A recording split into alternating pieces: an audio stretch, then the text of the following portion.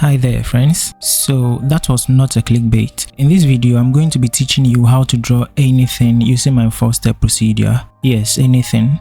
And this is going to be especially helpful for beginners and intermediate learners. Now, I'm a strong believer of implementation of systems. Once you have a system for achieving something, it becomes easy, and usually these systems can be applied to anything within a particular area, and it's the same for drawing. So like I said, I have 4 steps for achieving a realistic looking drawing, and I use these steps all the time irrespective of what I'm drawing. We'll be going over these steps in detail, and by the end I can guarantee that if you practice these techniques, you will become a lot better at drawing. In fact, you may be surprised at the results. Let's not waste any more time. The outline or sketch is quite frankly the backbone of every good drawing, and I have stated on countless occasions that in my opinion it is the most important aspect of a good drawing.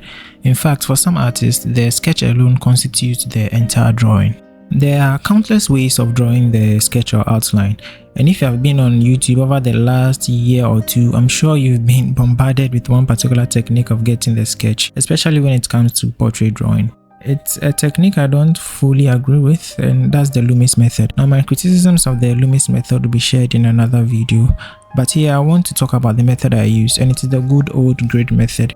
If you've ever had a problem understanding the grid method, don't worry, I'm going to make it very easy for you to understand in the next few seconds.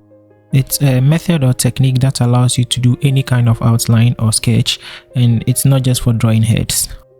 So for this technique, we draw lines of equal spacing both horizontally and vertically on the reference. We then draw these same lines with the same spacing on the drawing paper.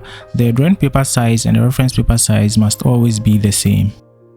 Now, you can print out the reference and draw the grid lines on it like I have here, or you can draw the lines digitally on the reference, hence there wouldn't be the need to print it out. These days, there are a lot of apps that allow you to do that. Let me know in the comments if you want me to make a video specifically on how to draw grid lines digitally on the reference. Now that you have your grid drawn both on the reference and the drawing paper, all you have to do is to go line by line or square by square and try to replicate what you see in each square on the drawing paper just as you see it in the reference. It's that simple. Now, it will still take you a little time before you get really good at this, but even your first few tries will produce some amazing results. However, if for any reason you still don't like the grid method, you can check out my video on how to draw outlines after watching this video, of course, where I take you through another technique of getting the sketch or outline right apart from the grid. I'll put a link to it in the description. Now, these are some examples of outlines I made using the grid method. As you can tell, irrespective of what you are drawing, this method works perfectly. You've probably seen the videos on how you need to study anatomy and shapes, and how everything is made up of shapes and why they are the best way to learn how to draw anything. Yes, shapes are incredibly important, and I might even make a video about that. However, for the beginner, I won't encourage learning anatomy before being able to draw or sketch your outlines. If you can, that's fine, and if you prefer to break things down into shapes before drawing them, that's also okay. But the grid technique basically takes care of all of this without you even noticing. You may want to study anatomy if you want to draw portrait from memory. But once again, for the beginner or even the intermediate learner, I recommend you use reference photos, especially if you want your drawings to look more realistic. The next step in our system for drawing anything is selection of appropriate pencils for shading. Now, this is very important because shading is what creates that 3D form and makes our drawing look realistic. So this is quite straightforward. Now, this is similar for both graphite and colored pencils. I'll be demonstrating this using colored pencils, but the explanation will be for both graphite and colored pencil artworks. With colored pencils, you want to look at the reference and compare the colors to the ones in your color swatches. Typically, it's advisable to create color swatches once you get a new set of colored pencils. Now, once you are done comparing, select the appropriate colors for your specific drawing. For graphite work, it's probably even simpler. A few combinations of the different variants of H and B pencils will usually do the trick. Now, this channel is primarily a colored pencil art channel, so most of what I'm saying is based on colored pencil drawing. Now that we have our pencil selected, the next thing is to start shading. When using colored pencils, the procedure is to layer first and then blend.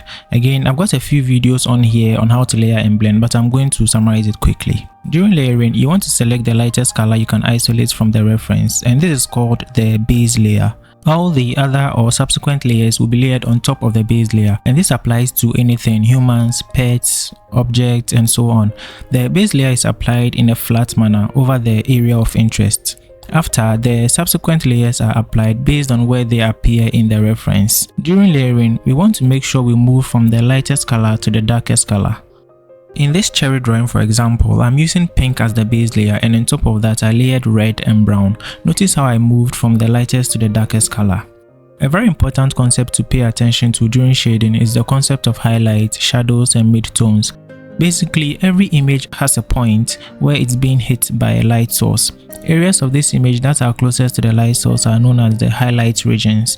Areas that are furthest from the light source are the shadows, and areas that connect these two regions are called the midtones. The shadows tend to have darker colors and the highlights have the lighter colors for obvious reasons. The midtones are somewhat in between. This is what creates the 3D form and makes drawings look realistic. The principle of blending is applied in this portrait drawing, where I moved from the lightest color to the darkest color before blending. Blending is simply merging your layers together in order to create a smooth transition between the layers. There are two forms of blending with colored pencils: burnishing and then the use of solvent. Burnishing is when we apply a lot of pressure on the colored pencils in order to blend all the layers together, and solvent uses specific liquids to achieve blending. Using the solvent usually gives a smoother finish compared to burnishing.